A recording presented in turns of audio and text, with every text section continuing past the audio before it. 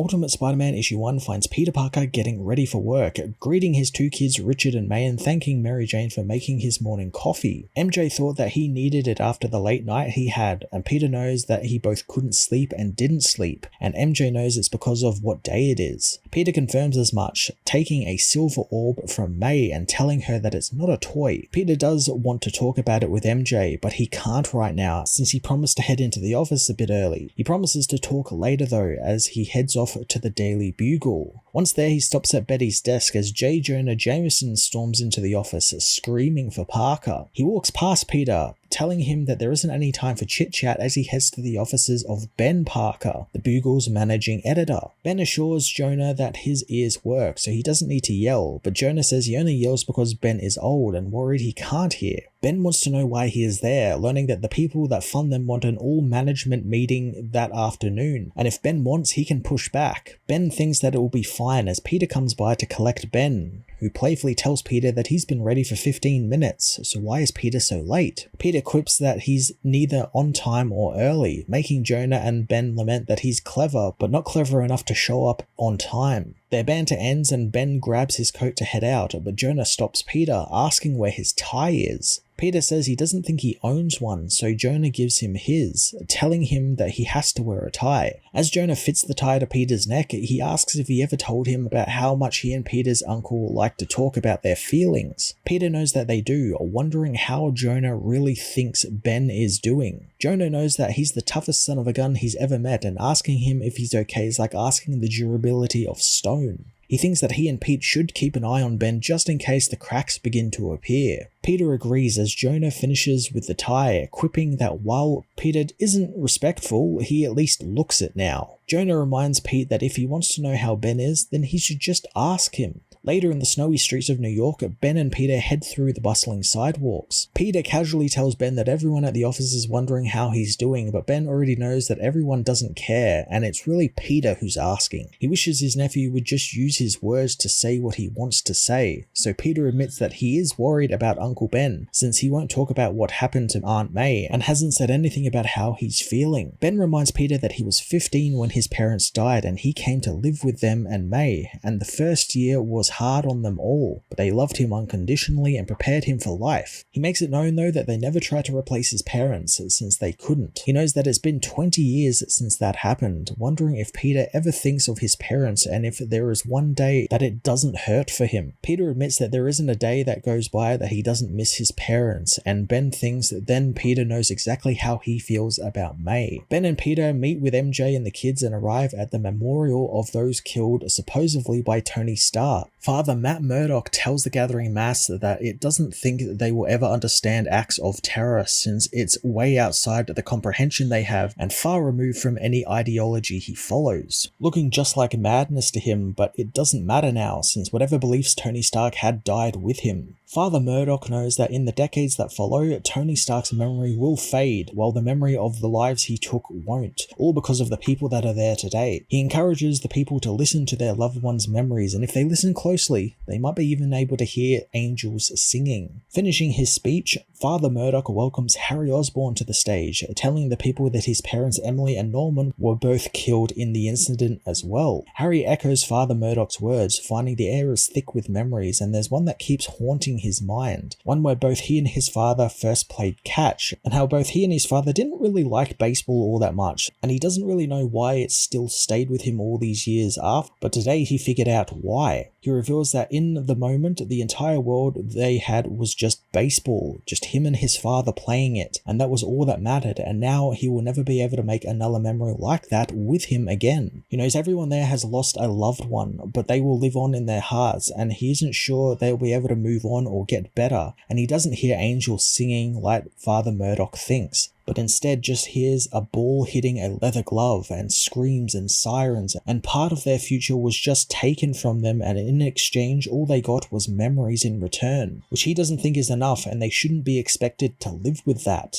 Sometime later, after the event's finished, Peter and MJ find Ben meeting with Harry. MJ reveals that she met Harry once, finding him to be a totally different person back then. Peter knows that Ben interviewed Norman a few times for the Bugle, but he never really got a hint at who Norman really was. MJ thinks thinks that he was a billionaire businessman who was also surprisingly a loving father, meaning you never really know anyone. MJ and the kids leave for the day and Peter promises to be home soon, if no major crises arise at the Bugle. Peter and Ben arrive back at the Bugle to find Jonah causing a scene in their afternoon meeting, storming out of the room and proclaiming to the entire office that he is quitting. Ben tells Peter to go to his desk and keep his head down as he heads into the meeting, learning from Robbie Robertson that there has been some restructuring and Jonah didn't care for the changes. Ben wonders how Robbie feels about them, but the man says he's 2 years from maxing out his pension, so he's there to stay, prompting Ben to ask what the changes were. Robbie says that their advertisers are complaining about the inflammatory content they put out, specifically how he and the Bugle are looking into the Stark terror attack, so they want changes to be made at the behest of the board and the ones above them. Ben asks the owner how he thinks he should feel, and Wilson Fisk tells him that he should be pleased for his good fortune, since now with Jonah gone, Ben is now getting himself a promotion, only if he can toe the line, that is. Without saying a word, Ben leaves the office and joins Jonah in the elevator, wondering what they are going to do now. Later on, Wilson returns from the Bugle back to his home when suddenly his car explodes thanks to the Green Goblin, who leaves the burning SUV as a warning to Fisk and his people. At the bar with no name, the now unemployed Jonah and Ben discuss their next steps, specifically on if they should set up their own news network. Jonah cynically thinks that it will just end the same way, but Ben knows that this time will be different, and besides, Jonah isn't good at much else. They both try and come up with a name for their little endeavor, and Jonah laments about how he's been doing this for 30 years and knows for sure that it's a dirty business, but Ben again knows that they will do it right, since this time they will tell the truth. Jonah bursts out laughing, liking Ben's joke, but Ben wasn't joking. Jonah tells him that there are some things that he likes to believe in, like he's not going to die alone or that there is such thing as justice. But the one thing he knows for sure is that there is no truth in the news and no news in the truth. He decides that they should just promise not to lie, and Ben toasts that. Peter soon comes by, joining the two and telling them that everyone at the Bugle was running around like someone set the place on fire. He reveals that Robbie has taken over as editor and his own job is safe, since Robbie likes him, but what are Jonah and Ben going to do? Ben reveals that they are starting their own news business, offering Peter a job. Peter asks if they have any money to do that, but Jonah knows that's a day 2 problem, heading out for the night. Peter joins Ben at the table, asking how he has managed to blow up his entire career in one afternoon and just start a new one. Ben reminds Peter that his wife is dead and Peter has his own family, and really he couldn't take being in an industry of compromise a minute longer,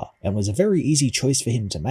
He asks what's up with Peter, who tells him that with all his responsibilities like family, he doesn't know how he can blow up everything just because he wants his life to change. Ben reminds him that he doesn't need to join his and Jonah's venture, but Peter tells him that this is about something else, making Ben fear it's between him and MJ. Peter assures him that it's not, since things between him and MJ are great, but for the longest time, something was wrong with his life and something is wrong with him, and he doesn't know what to do. Ben bluntly tells him to stop waiting for life to give him something and to go out and get it, and if he's sleepwalking through life, he just needs to wake up. Later, Peter returns home, finding Richard still up reading A Tale of Two Cities, finding himself really engrossed in it. Richard reminds his father that he made him this way, but he's cool with that. Peter lets him read one more chapter before bedtime, heading in to see Mary Jane. Peter fills her in on what Ben and Jonah are up to, apologizing for being late since he wanted to check on Ben first before coming home. MJ understands, knowing that if he didn't, Peter would have been up all night. She wants him to finish the conversation they were starting that morning, so Peter tells her that he needs a change.